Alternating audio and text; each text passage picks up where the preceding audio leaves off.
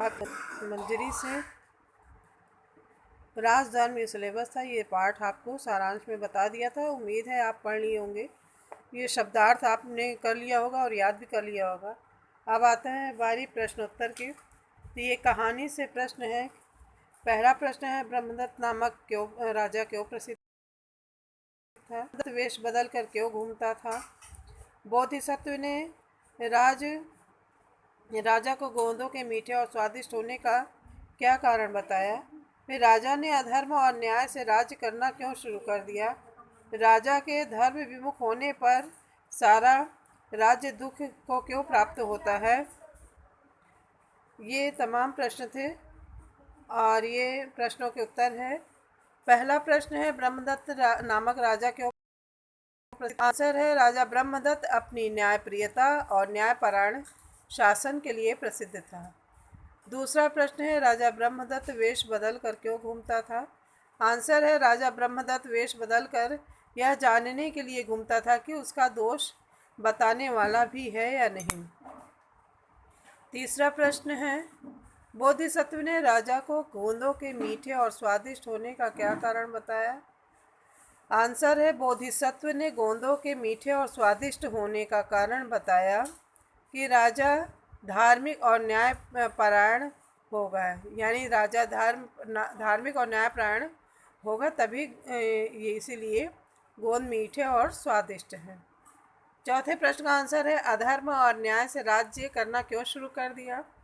Answer है, राजा ने तपस्वी बोधिसत्व की कथन की परीक्षा लेने के लिए अधर्म और अन्याय से राज्य करना शुरू कर दिया। पांचवा प्रश्न है, राजा के धर्म विमुख होने पर सारा राज्य दुख को प्राप्त होता है। यह कथन का आशय बताइए।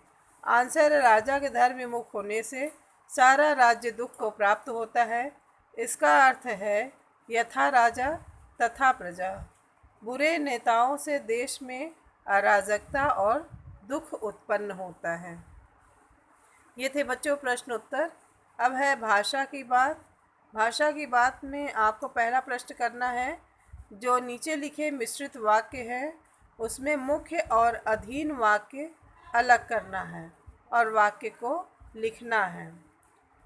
जैसे, वह ऐसे व्यक्ति को ढूंढता था जो उसके दोषों को बता सके। तो इसमें मुख्य वाक्य है, वह ऐसे व्यक्ति को ढूंढता था। अधीन वाक्य है, जो उसके दोषों को बता सके। इसी प्रकार अधर्म और अन्याय से राज्य दूंगा और देगा। ये मुख्य वाक्य है कि बोधिसत्व की बात में कितनी सच्चाई है। ये अधीन वाक्य है। इसके बाद प्रश्न नंबर 3 आपके भाषा की बात में दिया हुआ है। विलोम शब्द दिए गए हैं, उसको ध्यानपूर्वक पढ़कर उनके विलोम शब्दों के जोड़े बनाकर लिखना है आपको।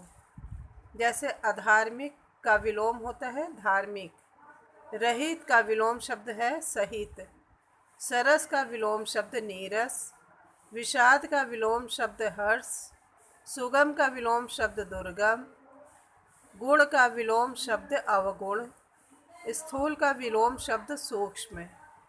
ये थे बच्चे आपके राजधर्म पाठ का प्रश्नोत्तर और भाषा की बात में से पहला और तीसरे का आंसर। ये आपको बखूबी याद करना है और कॉपी में लिखते जाइएगा। जो नहीं समझ में आए पूछ लीजिएगा। चौथा है, शब्द अंताक्षरी को आगे बढ़ाइए। प्रबंध, धनवान और नदी। जैसे प्रबंध में लास्ट में ध आया तो ध से शब्द है धनवान।